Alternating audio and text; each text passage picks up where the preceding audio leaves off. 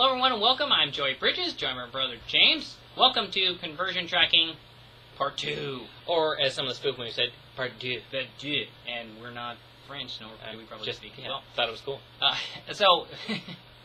Sorry, this is the...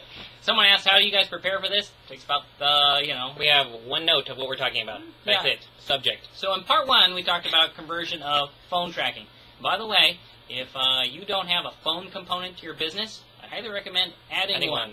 Okay, do not fear the phone. The phone is your friend. And we did cover the phrase that James has me live by, and it's a great one to live by. When you aren't tracking, you aren't trying. So make sure you have that written down somewhere you can see it. Okay, Part 2 of tracking.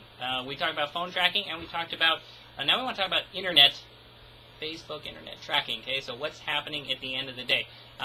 When you don't know your numbers on the internet, it's very difficult, read impossible into that, for someone to be able to give you advice. Even if you're talking to James and myself, and we've been in and out of thousands of different businesses, online, offline, and online, offline, all sorts of stuff. It's very difficult for us, keep track of that. It's very difficult for us to give an answer, aka impossible, if we don't have some numbers. So there are some numbers you absolutely need to track. You can go blind on Google Analytics if that's what you use, but there's some key numbers we have to track. I was just about to say that. Now, I love some of the reporting tools like Facebook has Insights, Google has Analytics for their web platform, loads and loads of data. However, you could literally just spend hours and hours looking at data, having no clue what you're looking at, going, well, it's down or up, and hey, that's over there, and that's over there. I got one of these pie chart thingies. Yeah, look, it's very 23%. So it can be kind of confusing. But here's what I'm going to challenge you. You have to dive in at some point.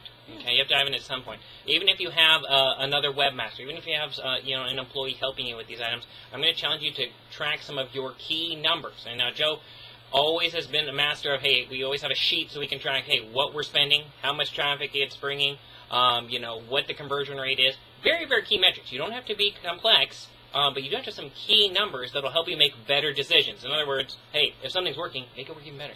Now, again, you're always, as we say, you're always trying to find that vein of gold, okay, where it's coming from. It's like, mining, data mining is no different than, although it is easier than coal mining, if it is, watch the coal mining show. It's epic. Okay?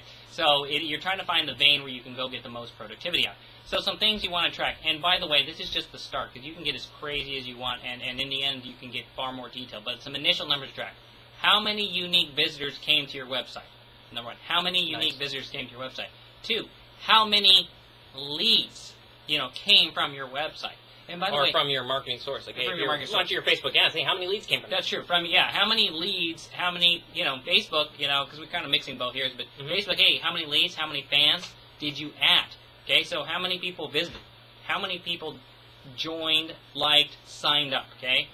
And by the way, you want to differentiate those. How many signed up? And then, very simply, how many sales did you make? Those are at least the first 3. So we have a huge complex sheet that we use. But, if you don't start with those 3, at least it's a place to go, because there's all the math starts to work off of those key metrics, okay? Because then you comment to me, what about visitor value? What about? I mean, yeah, all those are great and all those need to be done. But if you don't have the first 3 of, hey, how many people came, how many people signed up or bought, and, how many people signed up, joined, etc., and how much in sales did I have? You need those 3 things, you're just going to be out of luck. Yeah, so it can be very, very simple. Hey, I spent X dollars.